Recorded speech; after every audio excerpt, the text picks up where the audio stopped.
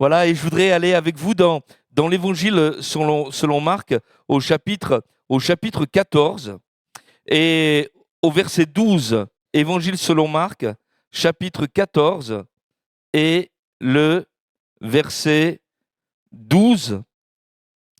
Il nous est dit ceci. On bénit le Seigneur, amen, pour ces moments où le Seigneur nous parle dans ce culte. La louange est là, l'action du Saint-Esprit est là, amen. Et on a aussi l'autorité des Écritures, l'autorité de la parole de Dieu. Mes frères et sœurs, c'est merveilleux d'être l'Église de Jésus-Christ, amen. Et nous voyons notre vie être conduite par le Seigneur et ne sommes pas mis de côté, laissés ou abandonnés, mais Jésus conduit nos vies et comme on l'a chanté tout à l'heure, l'Éternel est mon berger. Alléluia, et je ne manquerai de rien. Et voici ce qui nous est dit, Marc, chapitre 14, évangile selon Marc, chapitre 14 et le verset 12. Il nous est dit ceci, le premier jour des pains sans levain, où l'on immolait la Pâque, les disciples de Jésus lui dirent, où veux-tu que nous allions te préparer la Pâque ? Et il envoya 2 de ses disciples et leur dit, allez à la ville, vous rencontrerez un homme portant une cruche d'eau, suivez-le. Quelque part qu'il entre, dites au maître de la maison, le maître dit, où est le lieu où je mangerai la Pâque avec mes disciples ?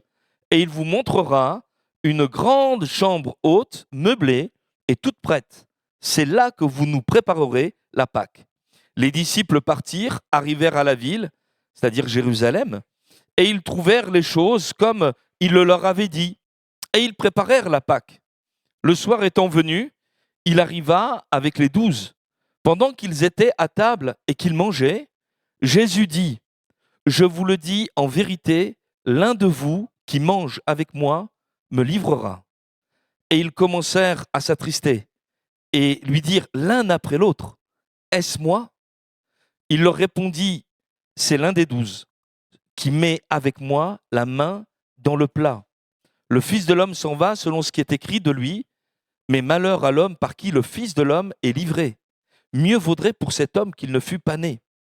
Pendant qu'il mangeait, Jésus prit du pain, et après avoir rendu grâce, il le rompit et le leur donna en disant, prenez, ceci est mon corps. Il prit ensuite une coupe, et après avoir rendu grâce, il la leur donna, et ils en burent tous. Et il leur dit, ceci est mon sang, le sang de l'alliance, qui est répandu pour plusieurs. Je vous le dis en vérité, je ne boirai plus jamais du fruit de la vigne, jusqu'au jour où je le boirai nouveau dans le royaume de Dieu. Amen. Gloire au Seigneur. Ce moment de la scène, c'est un moment qui est très riche de sens. Et nous le voyons, ne serait-ce qu'à la lecture de ce récit qui rapporte ce qui s'est passé. Vous savez que l'évangile selon Marc, c'est le premier évangile qui a été rédigé. Il a été rédigé seulement quelques années après les faits. Et alors on dit l'évangile selon Marc, en réalité, c'est l'apôtre Pierre qui a dicté ces choses à Marc, qui les a couchées sur le papier. C'est l'évangile le plus court qui rassemble toutes les détails concernant les miracles de Jésus. On est dans l'action là à ce moment-là, et on sent qu'il y a une émotion, on sent qu'il y a un drame aussi qui est en train de se faire. Jésus parle de sa mort, mais il parle aussi du moment où il rassemble les siens. Et puis, il y a aussi une trahison qui est en train de se faire. Et on voit les choses qui sont annoncées. Et c'est vrai que ce moment de la scène, c'est un temps qui est très riche pour nous. C'est le souvenir, on va y revenir, hein. C'est le souvenir que le sacrifice de Jésus, il s'inscrit dans une histoire prophétique. C'est-à-dire que les choses qui se passent là ont été annoncées avant que Jésus ne vienne sur la terre. Il est le Fils de Dieu et elles ont été écrites de lui. C'est aussi, on le verra tout à l'heure, lorsqu'il nous est dit prenez le pain, le vin, et on redira toutes ces choses. Mais l'Écriture nous dit vous annoncez la mort du Seigneur jusqu'à ce qu'il revienne. C'est la proclamation de la victoire de Jésus. Il est mort, mais bien plus, il est ressuscité. Alléluia. Amen. Et il revient nous le chercher. C'est ça ce que ça veut dire. Puis c'est le signe d'une nouvelle alliance. Dieu est là. Amen. Amen. Mais mes frères et sœurs, en Christ, Dieu est là. Alléluia. Jésus nous introduit dans la présence de son Père. Alléluia. Étant lui-même Dieu le Fils. Et puis, ce temps-là, c'est aussi la préfiguration de quelque chose de merveilleux, les noces de l'agneau. Vous savez, quand on parle du festin, le noces de l'agneau, mais c'est le même mot qui a été traduit par scène, par le repas, etc., le souper. Et puis, c'est la manifestation de quelque chose d'extraordinaire ce matin. C'est que dans quelques instants, on va prendre un même pain, un même vin. On manifeste notre unité. Alléluia. Toi, moi, nous sommes sauvés par le même Sauveur. Alléluia, qui a donné sa vie à la croix. Et Jésus n'a fait aucune différence. Amen. D'où que l'on vienne, tu peux venir de Juvignac, tu peux venir de Grabel, le Seigneur t'aime de la même manière. Alors, je ne sais pas si on a des gens de Juvignac, et les gens de Montpellier aussi, c'est pareil. Alléluia. Et on veut bénir le beau nom du Seigneur. Alors, pour être complet, néanmoins, et là, on voit tous ces sens que je viens d'énumérer, que je viens de donner, et il est bon de remettre la scène dans le moment où Jésus et ses disciples l'ont vécu. Ce moment vient au terme d'une semaine de grande tension entre Jésus et les chefs religieux. C'est-à-dire que de son temps à Jérusalem, une opposition qui va grandissant à tel point que l'on forme un complot contre Jésus pour le mettre à mort. Et en fait, ce moment de scène, c'est un moment que Jésus veut. Dans l'évangile selon Luc, au chapitre 22 et au verset 15, il me semble, voilà, si on veut bien faire apparaître ce verset, Jésus dit ceci: « J'ai désiré vivement manger cette Pâque avec vous avant de souffrir. » C'est-à-dire, c'est comme un moment d'apaisement, un moment de paix, avant que la tempête se mette à souffler. Voyez, un moment où le Seigneur rassemble tous les siens autour de lui pour partager des choses au travers de ce repas qui vont leur permettre de tenir bon au travers de la tempête. Et mes frères et sœurs, n'est-ce pas vrai que les enfants de Dieu, l'Église de Jésus-Christ, relèvent de nombreux défis et rencontrent de nombreuses épreuves et que nous avons besoin d'être en communion avec le Seigneur. Alléluia. Nous avons besoin de cela. Et que ce soit dans votre culte personnel ou ici ce matin, nous avons besoin de ces moments privilégiés avec le Seigneur. Parce que suite à ce repas, tout va aller très vite. Tout va aller très vite. En quelques heures, tout va aller, tous les événements vont se précipiter. Des événements qui participent à notre salut. Rapidement après ce repas, Jésus va aller à Gethsémanée. Il va prier avec intensément pour faire la volonté de son Père. Il sera trahi, il sera arrêté, il sera mis en procès devant le Sanhédrin, devant Ponce Pilate. Il sera trahi par Judas, il sera renié par Pierre, les disciples vont l'abandonner. Il sera flagellé, fouetté à mort. Et puis finalement, il sera crucifié entre deux brigands. Et à la fin de ces moments, il rendra son esprit à Dieu et il agonisera et on placera son corps dans un tombeau. Tout cela devait arriver pour notre salut, nous le savons, alléluia. Tout cela devait arriver pour que nous puissions être sauvés. La mort rédemptrice de Christ, alléluia. Le salaire du péché, c'est la mort, on est tous des pécheurs, mais le don gratuit de Dieu, c'est la vie éternelle en Jésus-Christ, alléluia. Il est mort pour nos péchés. Mais si nous nous mettons à la place des disciples, qui ont vécu chacun de ces événements en regardant le Seigneur, soit de près ou soit de loin, nous comprenons combien ils avaient besoin, avant que toutes ces choses arrivent, que le Seigneur passe un temps avec eux. Alléluia. Et combien nous avons besoin de ces moments de communion avec le Seigneur. Vous savez, nos amis anglo-saxons, lorsqu'ils parlent de la scène, ils ne disent pas la scène, ils parlent de la communion. Alors, je ne vais pas le dire en anglais, mais voilà, communion, voyez. Et je voudrais vous parler de cette communion avec le Seigneur. Une communion qui a été préparée. Une communion qui est pour les racheter et qui va nous mettre à l'épreuve. Une communion, avec le ressuscité qui nous assure d'une grande victoire. Alléluia. Et puis une communion, qui est avec le ressuscité. Vous pourriez dire à votre voisin, on est en communion avec le Seigneur. On est en communion avec Jésus. Et Jésus veut te faire du bien. Alléluia. À lui soit la gloire. Amen. Alors, vous savez, ce repas, c'est le repas de la... Alors, vous savez pourquoi on appelle ce repas-là, on parle de la scène. Est-ce que vous savez pourquoi? Parce qu'en latin, la salle à manger, ça se dit un cénacle. Et cénacle, la scène. Vous voyez, c'est du latin. Voilà, la scène vient du mot cénacle. Alors, si je vois le contexte, où on l'a lu ensemble, le contexte, c'est la préparation de la Pâque. Il y avait bien sûr une ordonnance qui était donnée pour le peuple juif de préparer le repas de la Pâque, parce que ce repas rappelait le moment où le peuple avait été sauvé en Égypte. Il y avait eu la mort, le sacrifice d'un agneau, le sang qui avait été mis sur les montants des maisons des Israélites lorsqu'ils étaient captifs en Égypte, les avait protégés de la mort, et ensuite ils avaient été libérés de l'esclavage de l'Égypte. Il y a là une image du salut de Jésus, comme on l'a chanté tout à l'heure, Jésus, agneau de Dieu. L'agneau de Dieu qui paye pour nous, qui efface notre péché et qui nous permet d'être libérés. Alléluia. Et ici, les disciples demandent à Jésus ses consignes. Qu'est-ce qu'on doit faire, maître? Voilà, la Pâque arrive et Jésus leur donne cette ordonnance.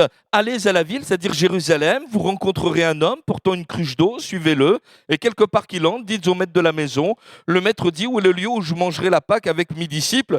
Et il vous montrera une grande chambre haute, meublée, pour toute prête. Et c'est là que vous nous préparerez la Pâque. Mais ce qu'il y a déjà d'extraordinaire, c'est que le Seigneur avait préparé ces moments. Alléluia. Vous savez, Dieu voit les choses de loin. Avant même que l'épreuve vienne, avant même que la tempête ne vienne, lui, il a prévu, il a vu que tu aurais besoin de cet espace, de cette oasis dans ta vie, de ce temps précieux où le Seigneur va te parler cœur à cœur. Alléluia.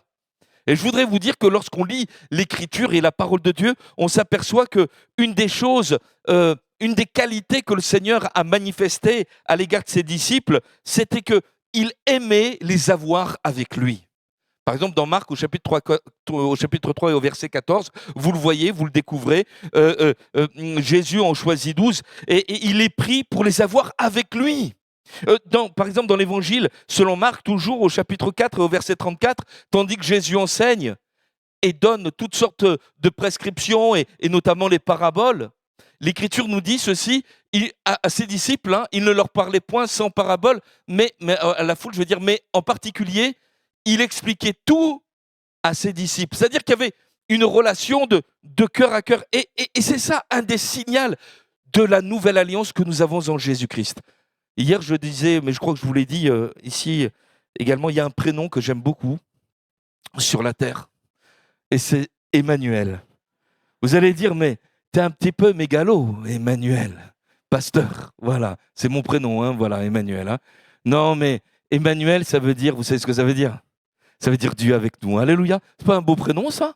Alléluia. Mais en fait, le premier Emmanuel, et j'allais dire le seul Emmanuel, parce que vous savez, quand on sera dans le ciel de gloire, on recevra un autre nom, un nom nouveau. Alléluia. Donc j'aurai un autre nom, voilà. C'est le Seigneur qui le connaît. Mais Emmanuel, Jésus lui gardera le nom d'Emmanuel. Alléluia. Parce que Emmanuel, ça veut dire Dieu avec nous. Alléluia. Et Dieu a préparé des temps où tu es toi avec lui avec toi. Alléluia. Et c'est ça le moment de la scène. Un moment de rencontre. L'évangile selon Matthieu se termine en disant « Je suis avec vous tous les jours jusqu'à la fin du monde ». Dans l'évangile de Matthieu au chapitre 18 au verset 20, il dit « Lorsque 2 ou 3 sont assemblés en mon nom, je suis présent au milieu d'eux ». Alléluia. Et mes frères et sœurs, nous voulons comprendre une chose, c'est qu'il y a une intention du Seigneur à ce que nous soyons ensemble. Alléluia. Mais dans la présence de Dieu. Amen. Et la chambre haute, ça nous parle de ça. Vous savez, dans la chambre haute, il y aura la Pâque. Vous savez ce que c'était une chambre haute? Une chambre haute, c'était une chambre qui était aménagée dans les maisons d'Orient, sur les toits terrasses. voilà, vous savez, il n'y a pas beaucoup de pluie en Orient, et donc les toits ne sont pas comme les nôtres avec voilà, des pentes, mais c'est carrément des terrasses. Et on peut eh bien, monter une pièce supplémentaire, voilà, et ça s'appelle la chambre haute. Et c'est une chambre eh bien, où on peut, une salle, que l'on mène, par exemple, vous trouvez ça dans l'Ancien Testament avec cette femme sunamite qui fabrique pour le prophète Élisée aussi, enfin qui fait faire, plutôt. Je pense que c'est son mari, c'est pas la femme, vous savez, c'est ça, les femmes font faire. Voilà. Et donc pour le prophète, eh bien Élisée, une chambre haute. Et donc on découvre que eh bien là le Seigneur a parlé donc de ce qu'il allait faire, mais il a parlé également du Saint-Esprit. Et je crois que ce matin, même si cette salle, c'est pas une chambre haute, c'est quand même une chambre haute. Parce que le Seigneur parle, alléluia. Il y a l'action du Saint-Esprit. Vous savez, quand Jésus va parler, va enseigner ses disciples dans la chambre haute, avant qu'il lui arrive tout ce qui va lui arriver, la croix, etc., il a parlé du consolateur, d'un autre consolateur, le Saint-Esprit. Moi, je trouve merveilleux les dons spirituels. Amen. Ce matin, on ne s'est pas consulté avec Sébastien, mais je trouve que le chant, l'encre, mais ça allait avec les dons de l'esprit. Alléluia. Amen. Tu étais, tu seras. Un don spirituel disait ceci, mais Jésus est le même hier, aujourd'hui, éternellement. Alléluia. Amen. Ne cherche pas à droite, ne cherche pas à gauche. Tourne tes regards vers Jésus. Amen. Alléluia. Il y a, dans la semaine, on a visité une sœur qui est à l'hôpital à l'heure actuelle, et on priera tout à l'heure pour elle. Et elle me disait, lors d'un culte comme ça, elle a reçu, il y a eu un don spirituel qui était apporté, et elle nous a dit à Sébastien et à moi, mais ce don spirituel m'a conforté que je devais passer par cette opération. Voyez. Et quand on sait que le chemin par lequel on passe, le Seigneur l'a prévu et que le Seigneur est avec nous, mais on est plus fort. Alléluia, on est plus fort. Et même si c'est compliqué, même si c'est difficile, le Seigneur ne nous a jamais dit que ce serait facile, mais il nous a dit, je suis avec vous tous les jours jusqu'à la fin du monde. Et c'est ça, ces temps de chambre haute. Alléluia. Amen. Tu es dans une chambre haute. Je fais une petite remarque. Vous avez remarqué que quand Jésus demande à ses disciples d'aller voilà, chercher cette chambre haute, il est dit ceci, c'est qu'ils doivent suivre un homme qui porte, vous avez remarqué ça, hein, qu'il porte qu'est-ce qu'il porte? Voilà, merci. Alors pourquoi c'est faire ça? Est-ce que vous le savez? Pour faire le ménage. Les hommes devaient faire le ménage. Au moins une fois par an, Raymond. Et non, mais... Et pourquoi? Parce que dans Exode, au chapitre 12 et au verset 15, il ne devait pas y avoir une trace de levain dans la maison. Le levain, qu'est-ce que ça représente? Ça représente toutes les influences qui ne viennent pas du Saint-Esprit. On est dans une chambre haute. On est dans la présence de Dieu. Ce qui compte, c'est ce qui vient d'en haut, c'est pas ce qui vient d'en bas. Ce qui compte, c'est ce qui est spirituel, c'est pas ce qui est charnel. Et le levain, si tu veux entendre la voix du Seigneur te parler, il faut que tu le mettes de côté. L'influence qui vient du monde, le péché, l'influence d'un esprit hautain qui fait gonfler le levain, c'est ça. Voyez? Et le Seigneur nous dit, mais chasse ces pensées, ces influences qui ne viennent pas de moi. Alors vous allez me dire, mais pasteur, comment on fait? Nettoie ton cœur, purifie ton cœur, demande au Seigneur eh bien de le purifier, de le laver. Jésus dit ceci, c'est Jean-Baptiste qui dira dans Jean chapitre 3 verset 30, il faut qu'il croisse et que je diminue. Alléluia. Amen. C'est un travail de sanctification.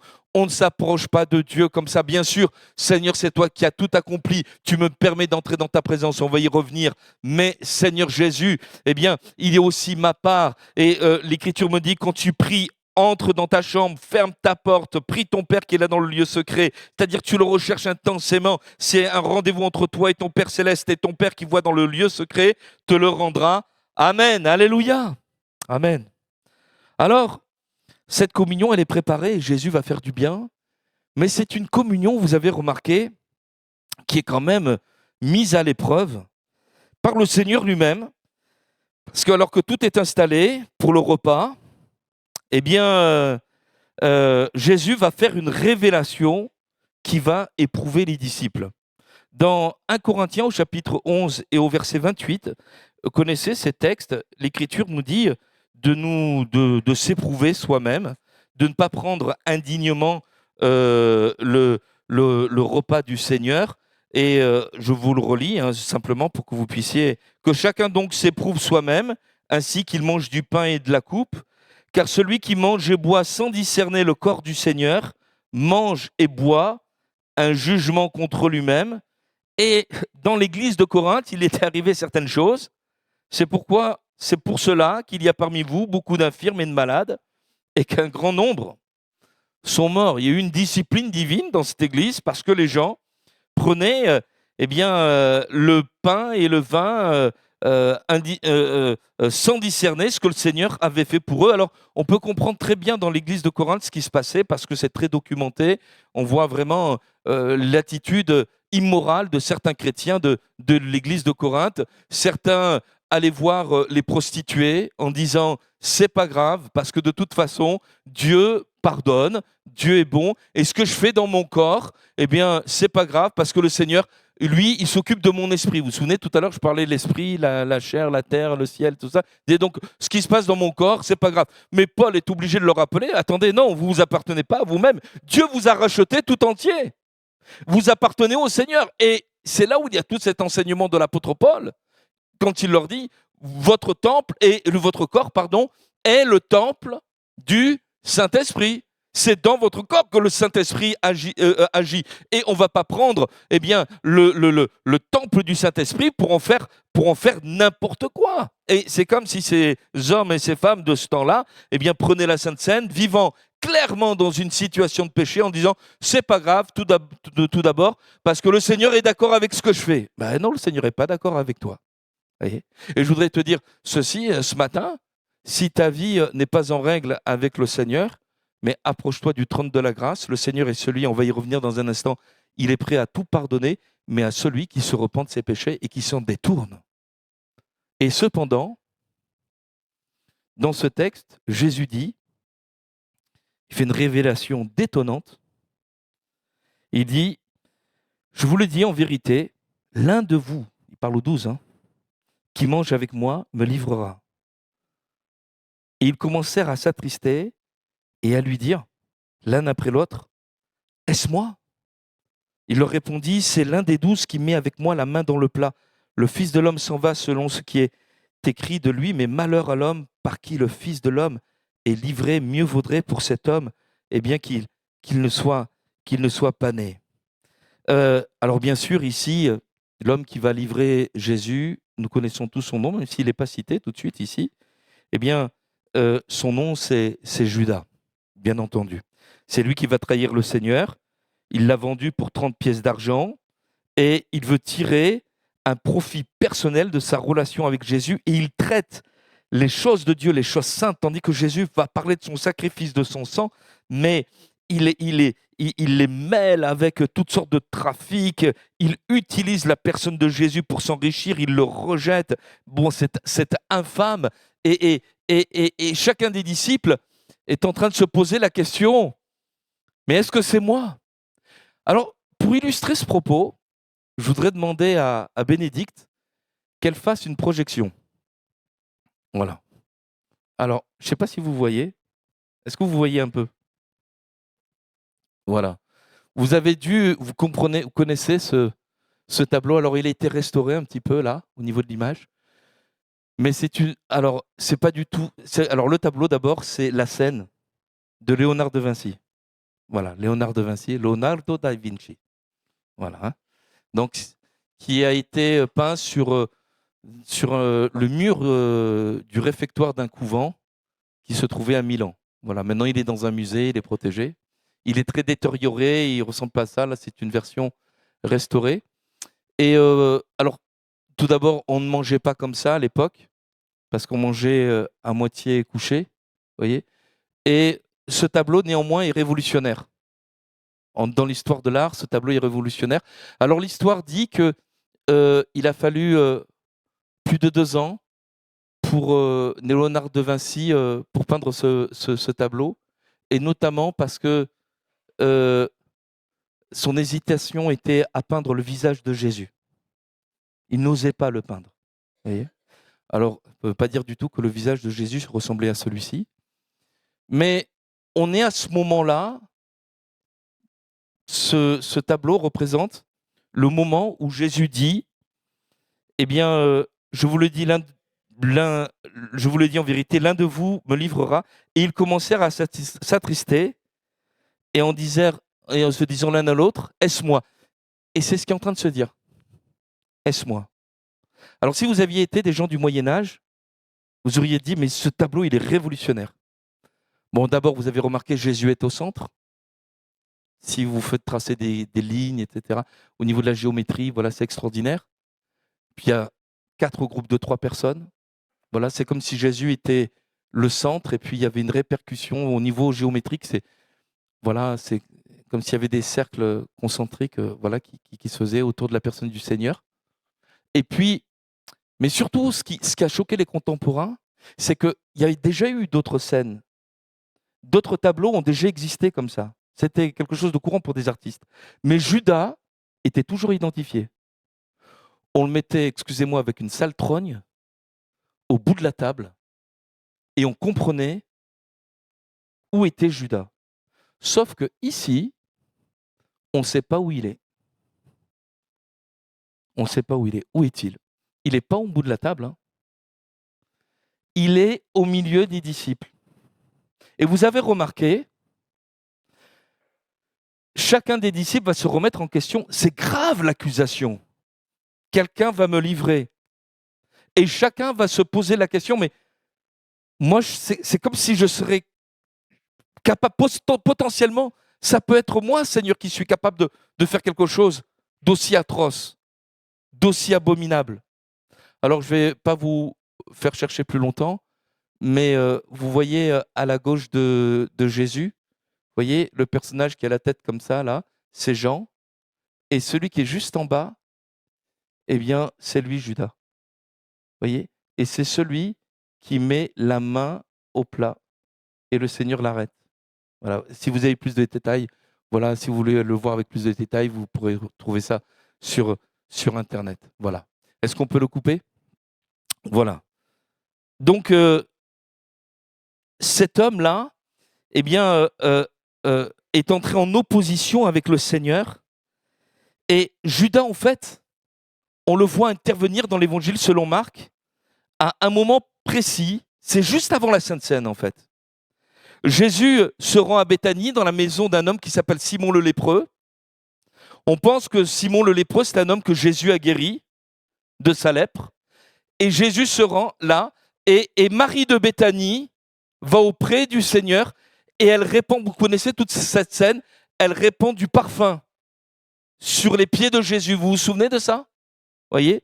Et ce parfum qui renfermait un parfum de nard pur de grand prix, et elle rompit le vase, elle le répandit sur la tête de Jésus. Et certains vont dire, dont Judas, mais à quoi bon perdre ce parfum ? Jean dit, c'est parce qu'il était voleur et qu'il prenait de ce qu'on y mettait, et il aurait voulu avoir les 300 deniers. Et Jésus va répondre, Marc 14, verset 6, « Laissez-la, pourquoi lui faites-vous de la peine ? Elle a fait une bonne action à mon égard, car vous avez toujours les pauvres avec vous, et vous pouvez leur faire du bien quand vous voulez, mais vous ne m'avez pas toujours. Elle a fait ce qu'elle a pu, elle a d'avance embaumé mon corps pour ma sépulture. » Et en fait, pourquoi fait-elle ça ? L'Évangile selon Jean donne d'autres détails concernant Marie de Béthanie. Marie de Béthanie, c'est la sœur de Lazare. Et auparavant, Jésus vient de ressusciter Lazare. Et elle vient dire, « Mais Seigneur, je t'apporte toute ma reconnaissance. Mon frère qui était mort, tu l'as ramené à la vie. » Alléluia. Mais c'est comme nous ce matin, et je crois que les louanges sont comme un parfum de bon honneur pour le Seigneur. Seigneur, j'étais perdu et tu m'as sauvé. Alléluia. Amen. Seigneur, je ne suis pas parfait, j'ai encore plein de progrès à faire, Seigneur. Mais je t'aime, Seigneur. Alléluia. Et tes bontés envers moi, elles se renouvellent chaque matin. Et je veux te glorifier, je veux te bénir. Alléluia. Et Judas, c'est celui qui foule au pied tout ça. Lui, il est dans une pensée de trafic, il est là pour ses intérêts, il veut faire une bonne affaire avec Jésus. Mais vous comprenez qu'il n'aura rien à voir avec le royaume de Dieu. Et Jésus lui dit ceci, il vaudrait mieux que cet homme ne soit pas né. Parce qu'en réalité, il est né et au lieu d'être sauvé, il est perdu. Plaise au Seigneur que chacun d'entre nous ayons de meilleurs sentiments. Et si tu veux éprouver ton cœur devant le Seigneur, c'est celui-ci, Seigneur, je veux être comme Marie de Béthanie. Et je veux te dire merci pour la croix. Alléluia. Merci pour ce que tu as payé pour moi. Alléluia. Merci parce que tu m'as donné ta vie. Alléluia. Tu es mort et tu es ma raison de vivre. Tu es celui qui est mort et qui est ressuscité. Alléluia. Et je veux te louer. Je veux te glorifier. Amen. Alléluia. Amen. Y a-t-il de tels sentiments dans ton cœur? Du reste, mes frères et sœurs, c'est pour cela que quand on prend le pain et le vin, on le donne et on distribue cela aux personnes, aux frères et aux sœurs qui sont passés par les eaux du baptême, qui peuvent dire, mais moi j'étais mort, mais le Seigneur m'a rendu à la vie. J'étais spirituellement mort dans mes péchés, j'ai accepté Jésus et maintenant je vis. Alléluia. Vous comprenez qu'il y a une logique? Vous êtes avec moi? Amen. Alléluia. Alors, si on continue, cette communion, elle est aussi avec le ressuscité. 1 Corinthiens 11, 26 nous dit ceci, « Toutes les fois que vous mangez ce pain et que vous buvez cette coupe, vous annoncez la mort du Seigneur jusqu'à ce qu'il vienne. » Je remets dans le contexte, les disciples vont vivre des temps extrêmement compliqués et après avoir éprouvé les cœurs, et à ce moment-là, dans d'autres textes, il nous est dit que Judas sort, il ne reste que les disciples avec le Seigneur. Jésus prend du pain, il rend grâce, il le rompt, il le donna à ses disciples en leur disant « Mais prenez, ceci est mon corps ». Il prit ensuite une coupe et après avoir rendu grâce, il la leur donna, ils en burent tous et il leur dit « Ceci est mon sang, le sang de l'alliance qui est répandu pour plusieurs ». Et vous savez, le pain et le vin ont quelque chose de particulier, c'est que ce sont des éléments transformés. D'ailleurs, à l'heure actuelle, on parle beaucoup d'aliments transformés, de plats transformés, et on dit c'est pas bon parce que voilà, on a ajouté des conservateurs, on a fait ceci, on a fait cela, et vaut mieux cuisiner avec des produits frais que vous connaissez. Il y a le marché de la Mosson, de la paillade, voilà. Je fais de la pub pour eux, voilà. Hein. Mais néanmoins, le pain et le vin sont des produits transformés. Il a fallu broyer les grains de blé pour en faire de la farine. Et avec cette farine, et pas simplement de la farine, on a pu faire du pain. Et il n'y avait pas de levain, des pains sans levain. Et puis, le vin, c'est la même chose. On aurait pu se nourrir simplement de grains de raisin. Non, mais on va presser le jus du raisin. Il va y avoir une fermentation alcoolique. C'est normal. Des bactéries vont manger le sucre et la conséquence, c'est qu'il va y avoir de l'alcool et ça va produire du vin. Vous voyez? Donc, et on s'aperçoit qu'il y a une image de la résurrection. Tu aurais pu manger du raisin, mais non. Ce raisin a été écrasé, comme mis à mort, et il en est ressorti quelque chose d'autre. De la même manière que le grain de blé, il a été brisé, il a été broyé de la farine et tu trouves un autre aliment. Et Jésus est en train de nous dire, ceci est mon corps, ceci est mon sang. Et il est en train de parler tout simplement de sa mort et de sa résurrection, en train de dire, tu vois, tout ce qui est venu dans ta vie et qui a tenté de te mettre à terre, de te faire fléchir, de te faire mourir. Et ce n'est pas que la mort physique, c'est la mort morale, c'est la mort spirituelle, c'est la mort intérieure. Jésus est en train de te dire, je l'ai vaincu. Je suis ressuscité d'entre les morts. Jésus est mort, dira l'apôtre Paul dans Romains au chapitre 8 et au verset 34. Mais bien plus, il est ressuscité, il est à la droite de Dieu et il intercède pour nous. Alléluia! Et ce repas de la scène, c'est ça que ça veut dire. Ça veut dire tu n'es pas seul. Tu es face à des tempêtes, tu es face à des épreuves, tu es face à des tentations, tu es face à l'adversaire de ton âme. Mais je suis avec toi pour t'en délivrer. Et on va avoir ce temps de communion ensemble, de restauration. Vous savez, on parle de restaurant. Un restaurant, ça vient du mot restaurer. Restauration. Vous savez, quand il y a quelque chose, un immeuble qui menace de tomber, un édifice, on va le restaurer, on va le réhabiliter. Et c'est ça, eh bien, le temps de Sainte-Seine. Le Seigneur est avec toi, alléluia. Et dans l'Écriture, on voit que lors de nombreux repas comme celui-ci, Jésus a restauré la foi, l'âme, l'appel qu'il avait lancé à des hommes et des femmes de Dieu et qui, par un événement, eh bien, s'était laissé piéger par le diable, par négligence, était tombé. Et au travers de ces moments, de cette communion avec le Seigneur, ils ont été restaurés. Alléluia. Amen. Amen. Cette table, ça veut dire simplement ceci. Seigneur, j'ai besoin de ta grâce dans ma vie.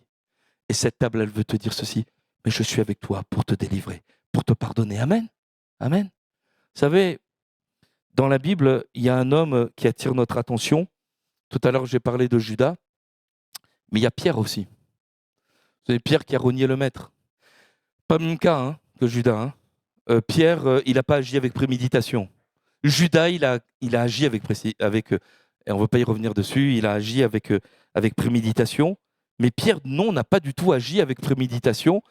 Il pensait que c'était le meilleur, qu'on tous t'abandonnerait, moi je ne t'abandonnerai pas, cocorico, t'inquiète pas. Et puis Seigneur, tu sais, s'ils viennent j'ai mon épée, je vais tous les massacrer. Vous connaissez comment ça s'est passé. Avec son épée, il va couper une oreille, et puis il va renier 3 fois le maître. Et puis, je passe plein d'événements, mais vous le trouverez ça dans l'Évangile selon Jean, au chapitre 21, et au verset 15. Jésus va préparer un repas pour lui et les autres.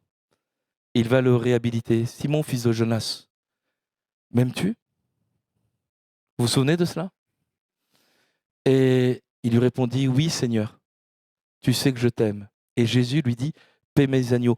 Alors pendant 3 fois, 3 reprises, le Seigneur va poser cette même question. On ne va pas rentrer dans tous les détails. Mais juste pour vous affirmer qu'au travers de cette rencontre, de cette communion avec le Maître, Jésus a restauré son apôtre. Celui qui pensait tout abandonner, je ne vaux plus rien, Seigneur. Seigneur, mais combien Seigneur, peut-être qu'il a eu des propos, mais accusateurs. Puis vous savez, quand c'est comme ça, le diable, il est là. Vous vous souvenez, Satan vous a réclamé, vous connaissez, pour... voilà. Et l'Écriture est ici pour nous montrer que, alors que cet homme certainement se dit, mais moi je ne vaux plus rien, je suis nul, je suis un minable, je vais retourner à mon métier de pécheur, là, et puis merci Seigneur pour les temps que tu m'as fait vivre, mais voilà, Jésus le réhabilite. C'est ça la scène. Alléluia. Le Seigneur ne veut pas que tu te perdes. Il ne veut pas que tu te perdes. Jésus a donné sa vie pour toi, pour te sauver, pour te pardonner, pour te rendre vainqueur sur toutes les addictions, sur tout ce qui te fait mourir intérieurement. Saisis cette victoire dans le nom de Jésus. Alléluia. Il est ressuscité, il est vivant. Et parfois, dans ces moments de scène, il peut y avoir des miracles aussi. Amen. Alléluia, où Jésus fait son œuvre. Alors, je vais terminer pour vous dire que cette communion, elle est aussi pour l'éternité. Parce que Jésus dira ceci, et on le lit dans ce texte, il dira ceci, « Je vous le dis en vérité, je ne boirai plus jamais du fruit de la vigne jusqu'au jour où je le boirai nouveau dans le royaume de Dieu. » Moi, je le rapproche de Apocalypse, chapitre 19, verset 7. Tout à l'heure, je vous ai dit que le mot grec qui sert pour décrire un repas est traduit également par festin, par les noces. Réjouissons-nous et soyons dans l'allégresse et donnons-lui gloire, car les noces de l'agneau sont venues et son épouse s'est préparée, c'est l'Église. Les noces de l'agneau sont venues. Là, on est dans le ciel, alléluia. Et Jésus est en train de nous dire, mais c'est là que je t'attends, alléluia. C'est pas une chambre haute que j'ai préparée le ciel de gloire, alléluia. afin que l'ensemble de mes rachetés, ceux qui m'ont choisi pour sauveur, pour Seigneur, qui veulent marcher dans mes voies et qui s'appuient sur moi pour, terminer la course, je leur ai préparé une place afin qu'ils soient avec moi pour l'éternité. Alléluia. Et combien, tandis que nous sommes sur cette terre, il y a cet été, un membre de ma famille me disait, tu sais, je parlais à un de mes collègues de bureau et on parlait des actualités, des informations, et il disait, et ce collègue qui connaît pas le Seigneur, lui disait ceci, tu sais, mais j'ai l'impression que je suis pas né pour vivre dans un monde comme ça. Mais qui c'est qui vit qui c'est qui pense que mais à quoi ça sert, Seigneur, que je sois né pour que on tue des gens. Vous avez vu l'actualité des marches blanches pour un garçon qui a été tué à la place de son frère, etc. Mais dans quel monde vit-on? Tu es programmé, entre guillemets, pour vivre en paix avec Dieu, dans une relation avec Dieu. Et sur cette terre, tu vois tout le contraire. Parce que le diable, est entré. Le monde gît sous la puissance du malin. Nous lui avons laissé accès à nos cœurs.